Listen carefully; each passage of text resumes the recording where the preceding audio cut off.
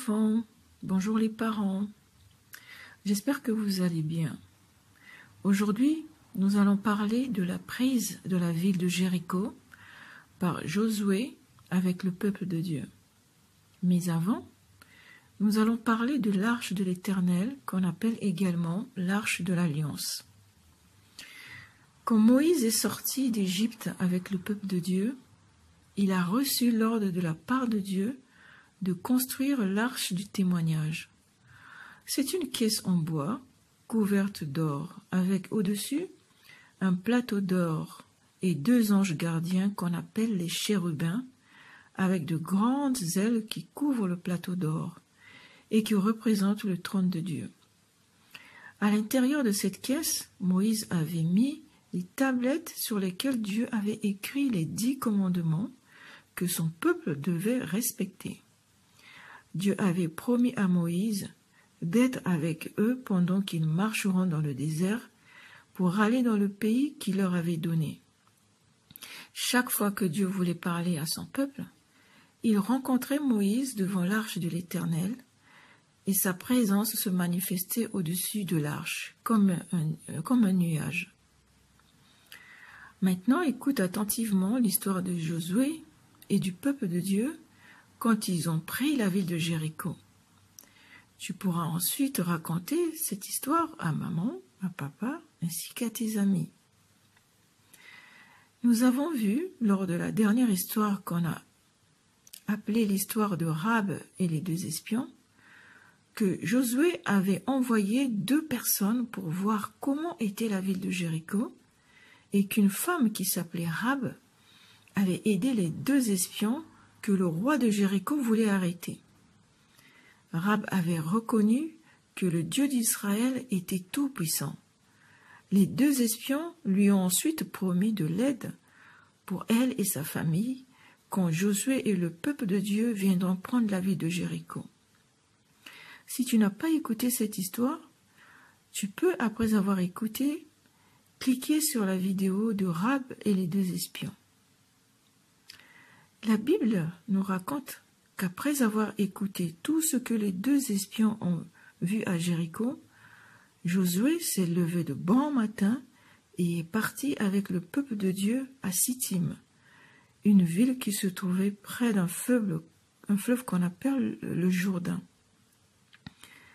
Comme il ne pouvait pas traverser ce fleuve parce qu'il n'y avait pas de bateau, Dieu a ouvert le fleuve par sa puissance et a permis à tout le peuple de traverser et de se rendre à Gilgal, une ville tout près de Jéricho.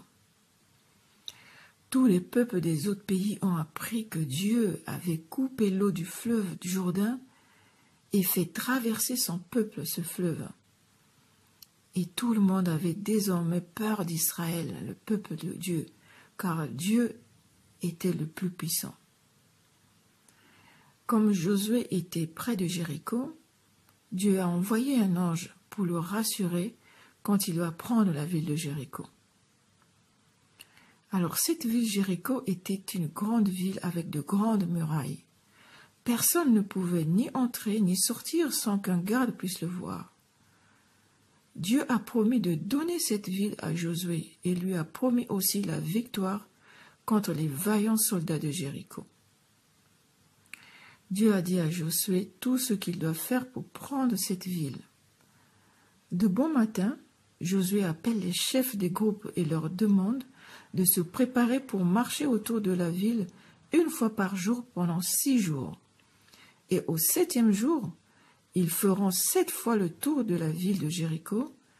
Et au 7e tour, Dieu fera un miracle pour son peuple, pour l'aider à prendre la ville de Jéricho. Alors, le matin du 1er jour, Josué, pour commencer la marche autour de la ville, a placé devant les hommes armés et forts. Après eux, il a mis des personnes pour jouer des trompettes.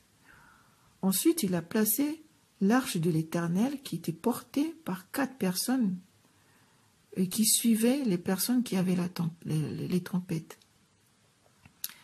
Et derrière l'arche marchaient des hommes qui gardaient l'arche ainsi que tout le peuple, le reste du peuple. Quand tout le monde s'est mis en marche, le premier jour, Josué a donné l'ordre au peuple de ne faire aucun bruit, de marcher au son des trompettes en silence et de faire le tour de la ville. Quand le peuple a fini de faire le tour de la ville le premier jour, tout le monde est rentré dans le camp pour dormir. Le lendemain, le deuxième jour, ils ont fait encore le tour de la ville, pendant que ceux qui étaient devant sonnaient des trompettes. Pendant 6 jours, les hommes forts, derrière l'arche de l'Éternel, accompagnés des sons des trompettes, ont fait le tour des murs de Jéricho. Et quand est arrivé le 7e jour, de bon matin, Josué et ses hommes ont fait 7 fois le tour de Jéricho avec les trompettes qui sonnaient. Au 7e tour, Josué a dit au peuple, « Poussez des grilles, car Dieu l'Éternel vous a donné la ville de Jéricho. Tout ce qu'il y a dans cette ville sera à Dieu, mais nous allons sauver Rab et sa famille parce qu'elle avait aidé et caché nos 2 espions. » Quand Josué a fini de parler et que les trompettes ont sonné, le peuple au 7e tour a poussé des cris et les grands murs de Jéricho tombèrent en morceaux. Le peuple d'Israël entra dans la ville pour prendre cette ville en se battant avec des soldats de Jéricho. Et Josué a envoyé les 2 personnes qui étaient venues avant pour voir la ville, en leur demandant d'aller dans la maison de Rab et sa famille pour les sauver, comme il les avait promis dans l'histoire que nous avons vue la dernière fois. Les 2 espions entrèrent dans la maison de Rab et sa famille pour les protéger en dehors de la ville, afin que rien de mal ne leur arrive. Et quand Josué et son peuple ont pris toute la ville de Jéricho, Rab et sa famille ont habité avec le peuple de Dieu parce qu'elle avait aidé les 2 espions que Josué avait envoyés et parce qu'elle avait reconnu que le Dieu de Josué et du peuple d'Israël était le Tout-Puissant. Jéricho était une ville forte avec des hommes forts. Josué et ses hommes avaient confiance en Dieu qui a fait un grand miracle en faisant tomber des grands murs de Jéricho. Dieu leur avait donné la force de combattre et de gagner la bataille.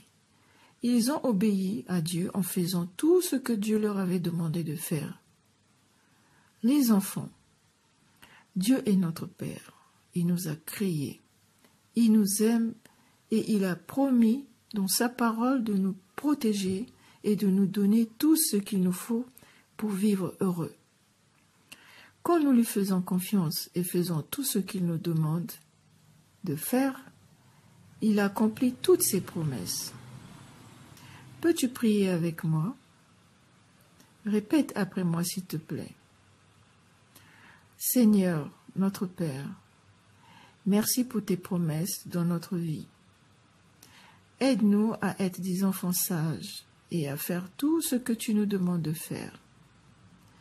Nous te prions dans le nom de Jésus. Amen. Maintenant, écoute le chant. Ensuite, tu peux faire le coloriage. N'oublie pas d'écrire ton nom. Au revoir les enfants. À bientôt les parents.